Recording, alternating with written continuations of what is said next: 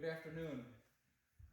I want to thank the National Spiritualist Alliance here in Lake Pleasant, Massachusetts for the opportunity to share with everyone in the greater world the findings of the London Dialectical Society of 1869. Let me begin with their final report, and it's a pleasure to be able to read this to you. Since their appointment on the 16th of February, 1869, your subcommittee have held 40 meetings for the purpose of experiment and test. All of these meetings were held at the private residences of members of the committee, purposely to preclude the possibility of pre-arrangement, mechanism, or contrivance. The furniture of the room in which the experiments were conducted was on every occasion its accustomed furniture. The tables were in all cases heavy dining tables, requiring a strong effort to move them. The smallest of them was 5 feet 9 inches long by 4 feet wide, and the largest 9 feet 3 inches long and 4.5 feet wide, and of proportionate weight. The rooms, tables, and furniture generally were repeatedly subjected to careful examination before, during, and after the experiments to ascertain that no concealed machinery, instrument, or other contrivance existed by means of which the sounds or movements hereinafter mentioned could be caused. The experiments were conducted in the light of gas, except on few occasions, especially noted in the minutes. Your committee have avoided the employment of professional or paid mediums, the mediumship being that of members of your subcommittee, persons of good social position and unimpeachable integrity, having no pecuniary object to serve and nothing to gain by deception. Your committee have held some meetings without the presence of a medium, it being understood that throughout the report the word medium is used simply to designate an individual without whose presence the phenomena described either do not occur at all or with greatly diminished force and frequency, purposely to try if they could produce by any efforts effects similar to those witnessed when a medium was present. By no endeavors were they enabled to produce anything at all resembling the manifestations which took place in the presence of a medium. Every test that the combined intelligence of your committee could devise has been tried with patience and perseverance. The experiments were conducted under a great variety of conditions, and ingenuity has been exerted in devising plans by which your committee might verify their observations and preclude the possibility of imposture or delusion. Your committee have confined their reports to facts witnessed by them in their collective capacity, which facts were palpable to the senses and the reality capable of demonstrative proof. Of the members of your subcommittee, about 4/5 entered upon the investigation wholly skeptical as to the reality of the alleged phenomena, firmly believing them to be either the result of imposture or delusion or of involuntary muscular action. It was only by irresistible evidence under conditions that precluded the possibility either of these solutions, and after trial and test many times repeated, that the most skeptical of your subcommittee were slowly and reluctantly convinced that the phenomena exhibited in the course of their protracted inquiry were veritable facts. The result of their long continued and carefully conducted experiments after trial, every detective test they could devise has been to establish conclusively, first, that under certain bodily or mental conditions of one or more of the persons present, a force is exhibited sufficient to set in motion heavy substances without the employment of any muscular force, without contact or material connection of any kind between such substances and the body of any person present. Second, that this force can cause sounds to proceed distinctly audible to all present from solid substances not in contact with nor having any visible material connection with the body of any person present, and which sounds are proved to proceed from such substances by the vibrations which are distinctly felt when they are touched. Third, that this force is frequently directed by intelligence. At 34 out of 40 meetings of your committee, some of these phenomena occurred.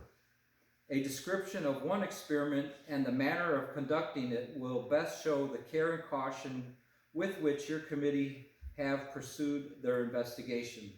So long as there was contact or even the possibility of contact by hands or feet, or even by the clothes of any person in the room with the substance moved or sounded, there could be no perfect assurance that the motion and sounds were not produced by the person so in contact. The following experiment was therefore tried.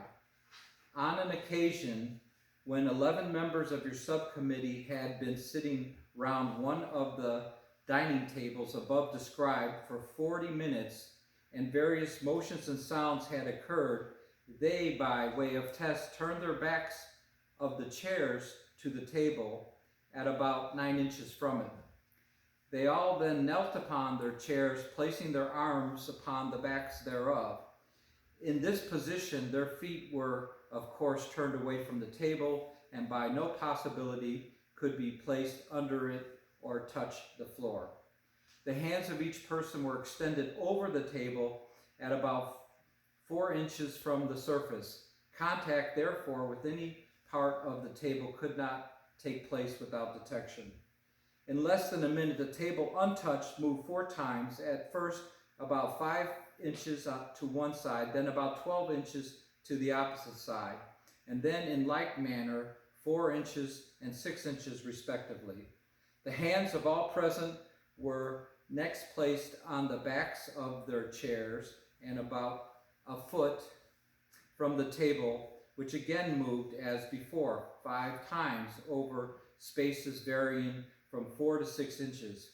Then all the chairs were removed 12 inches from the table, and each person knelt on his chair as before, this time, however, folding his hands behind his back, his body being thus 18 inches from the table, and having the back of the chair between himself and the table. The table again moved 4 times in various directions.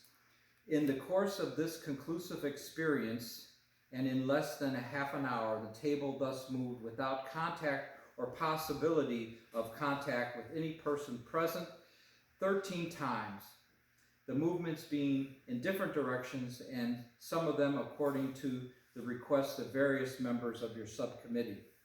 The table was then carefully examined, turned upside down, and taken to pieces, and nothing was discovered to account for the phenomena. The experiment was conducted throughout in the full light of gas above the table. Although your subcommittee have witnessed upward of 50 similar motions without contact on 8 different evenings in the houses of members of your subcommittee, the most careful tests being applied on each occasion. In all similar experiments, the possibility of mechanical or other contrivances were further negatived by the fact that the movements were in various directions, now to one side, then to the other, now up the room, now down the room, motions that would have required the cooperation of many hands or feet. And these, from the great size and weight of the tables, could not have been used without the visible exercise of muscular force. Every hand and foot was plainly to be seen and could not have been moved without instant detection. Delusion was out of the question. The motions were in various directions and were witnessed simultaneously by all present. They were matters of measurement and not of opinion or fancy.